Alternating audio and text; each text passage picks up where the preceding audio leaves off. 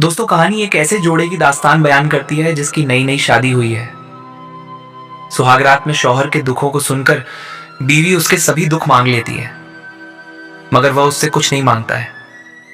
बीवी ने घर की सारी जिम्मेदारी अपने ऊपर ले ली है। उम्र के आखिरी पड़ाव पर एक रोज शौहर को जब इस बात का एहसास होता है तो वह उससे पूछता है कि उसने ऐसा क्यों किया। वह कहती है कि मैंने तुमसे तुम्हारे सारे दुख मांग लिए थे, मगर तुमने मुझसे मेरी खुशी नहीं मांगी, इसलिए मैं तुम्हें कुछ नहीं दे सकी। शादी की रात बिल्कुल वह न हुआ जो मदन ने सोचा था। जब चकली भाभी ने फुसलाकर मदन को बीच वाले कमरे में धकेल दिया तो इंदु सामने शाल में लिपटी हुई अंधेरे का भाग बनी जा रही थी। बाहर चकली भाभी और दरियाबाद वाली फूफी और दूसरी औरतों की हंसी रात के खामोश पानियों में मिश्री की तरह धीरे धीरे घुल रही थी। औरतें सब यही समझती थी, इतना बड़ा हो जाने पर भी मदन कुछ नहीं जानता, क्योंकि जब उसे बीच रात से जगाया तो वह हड़बड़ा रहा था। कहां कहां लिए जा रही हो मुझे? उन औरतों के अपने अपने दिन बीत चुके थे। पहली रात के बारे में उनके शरीर शौहरों ने जो कुछ कहा और माना था, उसकी गूंज उनके कानों में बाकी न रही थी। वह खुद रस बस चुकी थी और अब अपनी एक बहन को बसाने पर तुली हुई थी। जमीन की ये बेटियां मर्द को तो यूं समझती थी जैसे बादल का टुकड़ा है जिसकी तरफ बारिश के लिए मुंह उठाकर देखना ही पड़ता है। न बरसे तो मन्नतें माननी पड़ती हैं, चढ़ावे चढ़ाने पड़ते हैं, जादू टोने करने होते हैं। हालांकि मदन कालका जी की इस नई आबादी में घर के सामने की जगह में पड़ा उसी वक्त का मुंतजिर था। फिर शामते आमाल पड़ोसी सित्ते की भैंस उसकी खाटी के पास बंधी थी, जो बार बार फुंकारती हुई मदन को सूंघ लेती थी और वह हाथ उठा उठाकर उसे दूर रखने की कोशिश करता। ऐसे में भला नींद का सवाल ही कहां था। समुंदर की लहरों और औरतों के खून को रास्ता बताने वाला चांद एक खिड़की के रास्ते से अंदर चला आया था और देख रहा था। दरवाजे के उस तरफ खड़ा मदन अगला कदम कहां रखता है?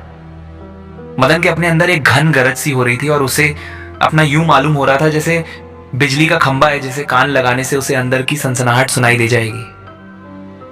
कुछ देर यूं खड़े रहने के बाद उसने आगे बढ़कर पलंग को खींचकर चांदनी में कर दिया ताकि दुल्हन का चेहरा देख सके। फिर वह ठिठक गया जब उसने सोचा, इंदु मेरी बीवी है, कोई पराई औरत तो नहीं जिसे ना छूने का सबका बचपन ही से पढ़ता आया हूं। शाल में लिपटी हुई दुल्हन को देखते हुए उसने फर्ज कर लिया वहां इंदु का मुंह होगा, और जब हाथ बढ़ाकर उसने पास पड़ी घड़ी को छुआ तो वहीं इंदु का मुंह था। मदन ने सोचा था वह आसानी से मुझे अपना आप न देखने देगी, लेकिन इंदु ने ऐसा ना किया। जैसे पिछले कई सालों से वह भी इसी लम्हे की मुंतजिर हो और किसी ख्याली भैंस के सूंघते रहने से उसे भी नींद ना आ रही हो। गायब नींद और बंद आंखों का कर्ब अंधेरे के बावजूद सामने फड़फड़ाता हुआ नजर आ रहा था। थोड़ी तक पहुंचते हुए आमतौर पर चेहरा लंबूतरा हो जाता है, लेकिन यहां तो सभी गोल था। शायद इसीलिए चांदनी की तरफ गाल और होंठों के बीच एक सायेदार खोह सी बनी हुई थी, जैसे दो सरसब्ज और शादाब टीलों के बीच होती है। माथा कुछ तंग था, लेकिन उस पर से एकाएकी उठने वाले घुंघरियाले बाल। जब इंदु ने अपना चेहरा छुड़ा लिया, जैसे वह देखने की इजाजत तो देती हो, लेकिन इतनी देर के लिए नहीं। आखिर शर्म की भी तो कोई हद होती है। मदन ने जरा सख्त हाथों से पूरी यूं ही सी हुआ करते हुए दुल्हन का चेहरा फिर से ऊपर को उठा दिया और शराबी सी आवाज में कहा, इंदु। इंदु कुछ डर सी गई। जिंदगी में पहली बार किसी अजनबी ने उसका नाम इस अंदाज से पुकारा था, और वह अजनबी किसी खुदाई हक से रात के अंधेरे में आहिस्ता आहिस्ता इस अकेली बेयार मददगार औरत का अपना होता जा रहा था। इंदु ने पहली बार एक नजर ऊपर देखते हुए फिर आंखें बंद कर लीं और सिर्फ इतना कहा, जी। उसे खुद अपनी आवाज किसी पाताल से आई हुई सुनाई दी। देर तक कुछ ऐसा ही होता रहा और फिर हौले हौले बात चल निकली। अब चली सो चली, वह थमने ही में ना आती थी। इंदु के पिता, इंदु की माँ, इंदु के भाई, मदन के भाई बहन, बाप, उनके रेलवे सेल सर्विस की नौकरी, उनके मिजाज, कपड़ों की पसंद, खाने की आदत का भी जायजा लिया जाने लगा। बीच बीच में मदन बातचीत को तोड़कर कुछ और ही करना चाहता था, लेकिन इंदु तरह दे जाती थी। इंतहाई मजबूरी और लाचारी में मदन ने अपनी माँ का जिक्र छेड़ दिया, जो उसे 7 साल की उम्र में छोड़कर दिक्के हर्जे से चलती बनी थी। जितनी देर जिंदा रही बेचारी, मदन ने कहा, बाबूजी के हाथ में दवाई की शीशियां रहीं। हम अस्पताल की सीढ़ियों पर और छोटा पाशी घर में चूटियों के बिल पर सोते रहे, और आखिर एक दिन 28 मार्च की शाम, और मदन चुप हो गया। चंद ही लम्हों में वह रोने से जरा इधर और गिग्घी से जरा उधर पहुंच गया। इंदु ने घबराकर मदन का सर अपनी छाती से लगा लिया। उस रोने ने पल भर में इंदु को अपने पर से इधर, बेगानेपन से उधर पहुंचा दिया। मदन इंदु के बारे में कुछ और भी जानना चाहता था, लेकिन इंदु ने उसके हाथ पकड़ लिए और कहा, मैं तो पढ़ी लिखी नहीं हूं जी, पर माँ बाप देखे हैं, भाई और भाभियां देखी हैं, बीसियों और लोग देखे हैं, इसलिए मैं कुछ समझती पूछती हूं। मैं अब तुम्हारी हूं, अपने बदले में तुमसे एक ही चीज मांगती हूं, रोते वक्त और उसके बाद भी एक नशा था।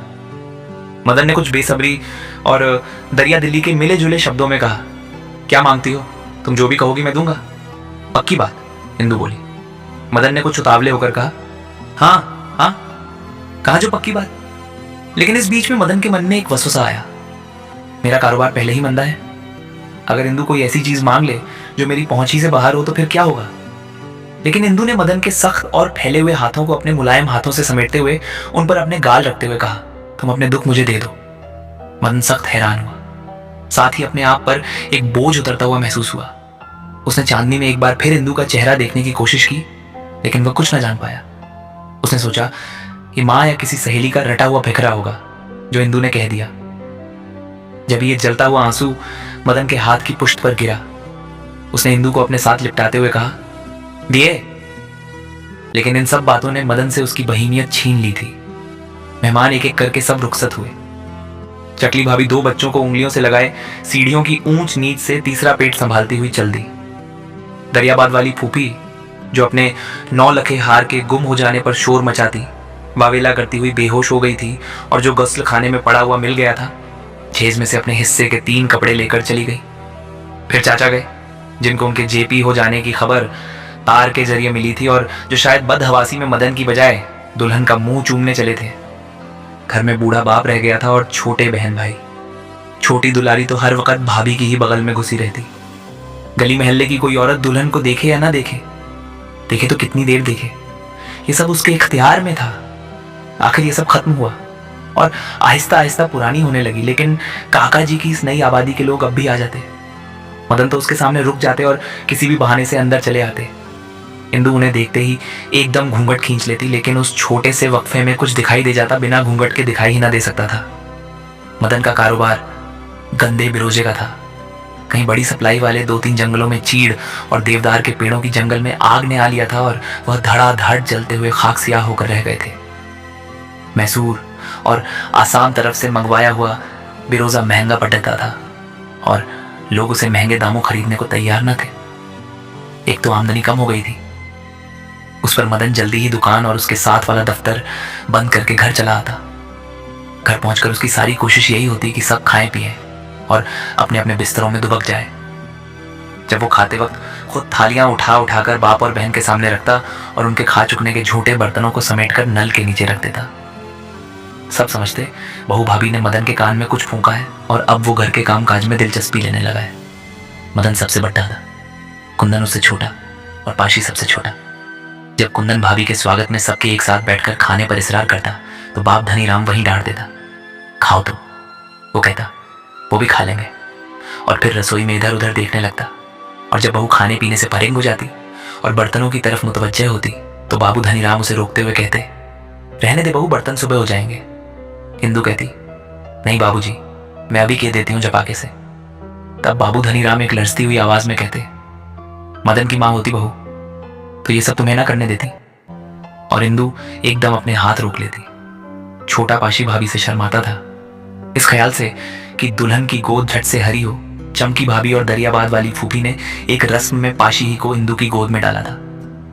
जब से इंदु उसे न सिर्फ देवर बल्कि अपना बच्चा समझने लगी थी। जब भी वो प्यार से पाशी को अपने बाजुओं में लेने की कोशिश करती तो वो घबरा उठता और अपना आप छुद्दाकर 2 हाथ की दूरी पर खड्डा हो जाता। देखता और हंसता रहता, पास आता तो दूर हटता। एक अजीब इत्तेफाक से ऐसे में बाबूजी हमेशा वहीं मौजूद होते और पाशी को डांटते हुए कहते, अरे जाना, भाभी प्यार करती है, अभी से मर्द हो गया तू। और दुलारी तो पीछा ही न छोड़ती उसका।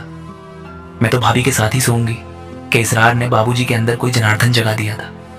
एक रात इस बात पर दुलारी को जोर से चपत पड़ी और वो घर की आधी कच्ची आधी पक्की नाली में जा गिरी। इंदु ने लपकते हुए पकड़ा तो सर से दुपट्टा उठ गया। बालों के फूल और चित्तियां, मांग का सिंदूर, कानों के करण फूल सब नंगे हो गए। बाबूजी, इंदु ने सांस खींचते हुए कहा। एक साथ दुलारी को पकड़ाने और सर पर दुपट्टा ओढ़ने में इंदु के पसीने छूट गए। इस बेमां की बच्ची को छाती से लगाए हुए इंदु ने उसे एक ऐसे बिस्तर में सुला दिया जहां सिरहाने ही सिरहाने, तकिए ही तकिए थे। न कहीं पायती थी, न काठ के बाजू। चोट तो एक तरफ कहीं को चुभने वाली चीज भी न थी। फिर इंदु की उंगलियां दुलारी के फोड़े ऐसे सर पर चलती हुई उसे दुखा भी रही थी और मजा भी दे रही थी। दुलारी के गालों पर बड्ढे बड्ढे और प्यारे प्यारे गरे पटते थे। इंदु ने इन गरों का जायजा लेते हुए कहा, हाय री मुन्नी, तेरी सास मरे, कैसे गरे पड्डा रही हैं गालों पर? मुन्नी ने मुन्नी की तरह कहा, गरे तुम्हारे भी तो पड्डाते हैं भाभी। हाँ मुन्नू, इंदु ने कहा और एक ठंडा सांस लिया। मदन को किसी बात पर गुस्सा था। वो पास ही खड़ा सब कुछ सुन रहा था। मैं तो कहता हूं एक तरह से अच्छा ही है। क्यों अच्छा क्यों है? इंदु ने पूछा।